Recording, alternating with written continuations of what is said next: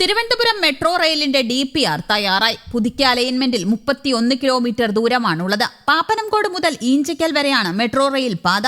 27 സ്റ്റേഷനുകളിൽ 3 ഇന്റർചേഞ്ച് സ്റ്റേഷനുകളാണ്. 8,000 കോടി രൂപയാണ് പദ്ധതി ചെലവ് പ്രതീക്ഷിക്കുന്നത്. KMRL 2 ആഴ്ചയ്ക്കുള്ളിൽ DPR സർക്കാരിന് കൈമാറും. മന്ത്രിസഭ ഇത് അംഗീകരിച്ചാൽ കേന്ദ്ര സർക്കാരിന് സമർപ്പിച്ച അംഗീകാരം തേടും. അംഗീകാരം കിട്ടിയാൽ കേന്ദ്ര സംസ്ഥാന സർക്കാരുകൾ എത്ര തുക പദ്ധതിക്കായി ചെലവഴിക്കുമെന്ന് വ്യക്തമാകും. കേശവദാസപുരം വഴി പട്ടത്ത് നിന്ന് ഉള്ളൂരിലേക്കുള്ള ആദ്യ അലൈൻമെന്റിൽ മാറ്റമുണ്ട്. പുതിയ DPRൽ മെഡിക്കൽ കോളേജ് വഴിയാകും പട്ടത്ത് നിന്ന് ഉള്ളൂരിലേക്ക് പോവുക.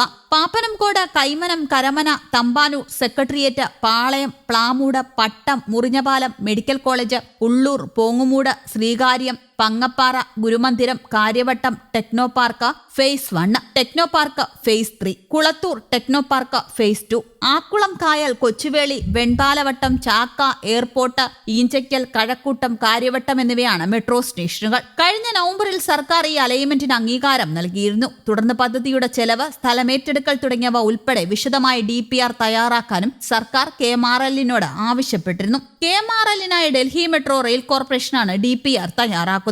പൂർണ്ണമായും എലിവേറ്റഡ് എന്ന നിലയിലുള്ള നിർമ്മാണമാണ് DPRൽ നിർദ്ദേശിക്കുകയെന്നാണ് സൂചന.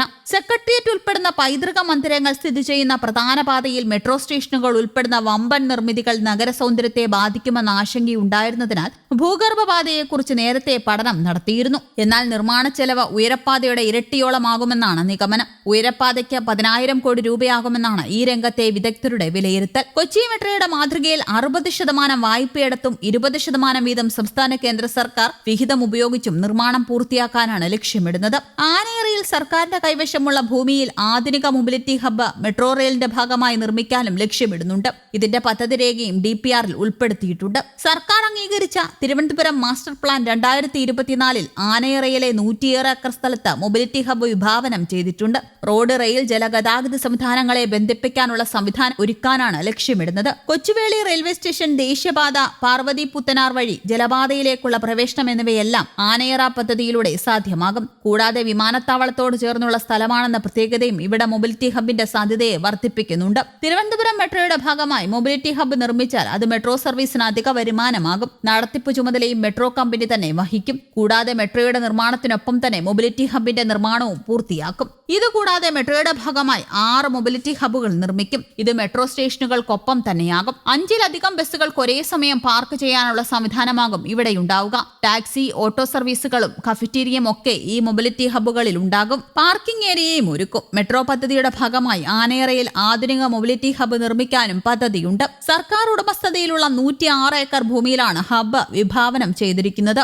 റോഡ്, റെയിൽ, ജലഗതാഗത സംവിധാനങ്ങളെ ഒരൊറ്റ കേന്ദ്രത്തിലൂടെ ബന്ധിപ്പിക്കുകയാണ് ലക്ഷ്യം. കൊച്ചുവേളി റെയിൽവേ സ്റ്റേഷൻ, ദേശീയപാത, ജലപാത, വിമാനത്താവളം എന്നിവയുമായി നേരിട്ടുള്ള ബന്ധം ലഭ്യമാകുന്ന തരത്തിലാണ് പദ്ധതി. ഇതിലൂടെ യാത്രാ സൗകര്യം മെച്ചപ്പെടുത്തുന്നതിനൊപ്പം മെട്രോ സർവീസിന് അധിക വരുമാനം ഉറപ്പാക്കാനാകും. ഇതിനു പുറമെ മെട്രോ റൂട്ടിൽ 6 ചെറു മൊബിലിറ്റി ഹബ്ബുകളും സജ്ജമാക്കും. ബസ് പാർക്കിംഗ്, ടാക്സി, ഓട്ടോ സൗകര്യം, കഫറ്റീരിയ, പാർക്കിംഗ് ഏരിയ എന്നിവ ഉൾപ്പെടുത്തിയാകും ഇവ പ്രവർത്തിപ്പിക്കുക.